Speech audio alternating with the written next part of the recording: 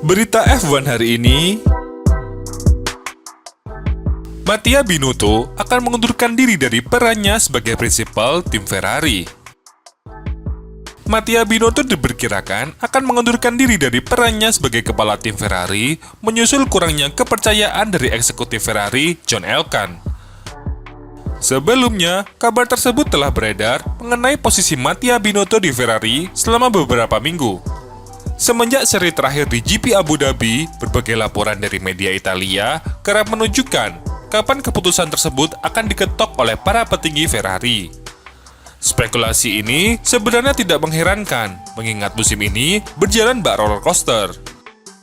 Digadang-gadang akan mendominasi, tim kuda jingkrak harus mengakui kemenangan telak Red Bull akibat serangkaian kesalahan strategis dan operasional yang sangat memalukan. Terlepas dari upaya Mattia Binotto yang selalu menutupi semua kekurangan tim, tidak ada alasan yang lain untuk menggambarkan kampanye Ferrari di musim 2022 selain kegagalan. Eksekutif Ferrari yakni John Elkann telah menyatakan secara terbuka bahwa dia ingin memenangkan kejuaraan sebelum musim 2026. Tenggat waktu yang tampaknya relatif lama dan terlihat normal. Namun, ekspektasi internal dari para petinggi Ferrari nyatanya jauh lebih agresif. Corriere della Sera mengklaim bahwa Mattia Binotto telah sampai pada titik kesimpulan bahwa dia tidak boleh melanjutkan pekerjaannya di Ferrari. Intinya, dia harus mengundurkan diri karena tidak mendapat kepercayaan penuh dari sang presiden, yakni John Elkann. Sebelum dimulainya musim ini, ada laporan tentang retaknya kepercayaan para petinggi Ferrari, terutama John Elkann, pada Mattia Binotto. Elkann dilaporkan menolak permintaan Binotto untuk menerima kembali Jean Todt ke dalam skuad Maranello tersebut. Hal itu membuat para eksekutif Ferrari tampaknya tak simpatik dan ragu untuk menaruh kepercayaan lagi pada Mattia Binotto. Frederick Vasseur dari Alfa Romeo kembali disebut-sebut sebagai kandidat yang paling mungkin untuk bergabung dengan Ferrari saat Mattia Binotto absen. Terlepas dari itu, tampaknya tak terelakkan bahwa ada sesuatu yang harus dikorbankan di Ferrari. Meski masih belum jelas seberapa cepat situasi di Maranello akan terurai. Mattia Binotto telah menjadi pendukung Ferrari sejak musim 1995 dan hampir berbarengan dengan datangnya sang legenda Michael Schumacher dari Benetton. Sebagai teknisi mesin, dia berjasa atas puncak dominasi Michael Schumacher di era 2000-an. Pada tahun 2019, dia bekerja keras untuk menjadi kepala tim sebagai pengganti Maurizio Arrivabene. Jika keluarnya Mattia Binotto dari Ferrari telah dikonfirmasi, maka itu akan membuat tim mengejar penggantinya menjelang musim dingin yang sempit ini. Mereka harus membuat langkah maju untuk musim 2023. Frederick Vasseur adalah target yang logis.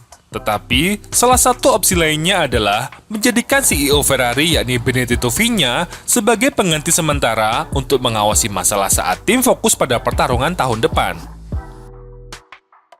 Sebenarnya, peran Mattia Binotto terlalu besar untuk dipecat. Sejak menjadi tim prinsipal pada tahun 2019, Binotto sebenarnya sudah membuat banyak perubahan dan kemajuan positif di internal Ferrari. Walaupun belum bisa membawa pulang gelar juara dunia pada musim ini, Binotto mampu membawa Ferrari kembali kompetitif setelah musim 2020 yang sangat memalukan. Masalah utama di dalam internal Ferrari bukanlah Mattia Binotto semata, tetapi sistem manajemen race yang perlu dirombak dan cara pengambilan keputusan saat menerapkan strategi. Mencopot Binotto hanyalah menghilangkan puncak gunung es yang terlihat bagi banyak orang. Padahal, masalah di Ferrari lebih besar daripada itu.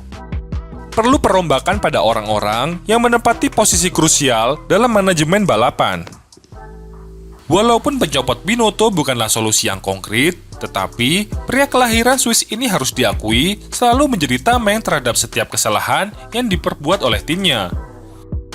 Kesalahan yang dilakukan di Monaco, Silverstone, Hungaria, dan Brazil, seharusnya Binotto berani untuk mengganti orang-orang yang punya peran dalam pengambilan keputusan strategi. Tekanan di Ferrari sangatlah besar. Perlu orang yang kuat secara mental dan bertangan baja untuk bisa memimpin tim legendaris yang sudah lama tidak mencicipi gelar juara. Dengan semua hal yang terjadi pada musim ini, tidak mengherankan kalau Mattia Binotto memutuskan untuk mundur. Terima kasih telah menonton channel kami. Salam Daily F1 Indonesia.